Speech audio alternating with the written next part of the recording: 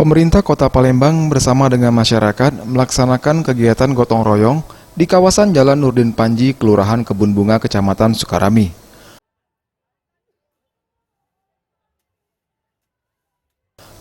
Asisten 1 Setda Pemerintah Kota Palembang Faizal AR menerangkan, gotong royong ini membersihkan saluran air sepanjang 3 km yang berada di kawasan Jalan Nurdin Panji. Karena berdasarkan laporan masyarakat, saluran air ini tersumbat akibat tumpukan sampah dan tumbuhan air sehingga kerap menimbulkan genangan air di Jalan Nurdin Panji. Untuk itu, pemerintah Kota Palembang kembali menurunkan alat berat untuk melakukan pengerukan di aliran air ini untuk memaksimalkan proses pembersihan.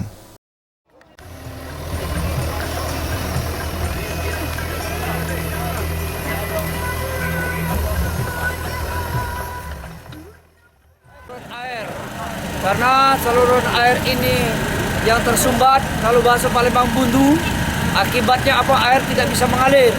Akibat air tidak bisa mengalir ketika hujan, maka sampai ke hulu ada di Damri, ya, Damri di jalan Haji Burlian. Kalau hujan 2 jam deras, jadi banjir. Kita bersama-sama jajaran pemerintah Kota Palembang dan menggunakan alat berat dari teman-teman PUPR, ya. Kita harapkan juga masyarakat juga turun. Kita melaksanakan kebersihan gotong royong pada hari ini. Kemudian di dalam gorong-gorong ini nak kita bersihkan juga. Ada pipa pertagas, ya, gas itu. Jadi itu menghambat sehingga timbul penumpukan dan jadi sampah nyangkut di pipa-pipa itu. Nah, kita akan bersihkan. Nanti kita akan himbau, ya, dengan teman pertagas, tolong dibersihkan. Kami akan himbau dengan surat nanti, ya, untuk mohon dibantuan agar dicek apa setiap minggu, apa setiap bulan dicek di sini sehingga tidak ada penyumbatan air.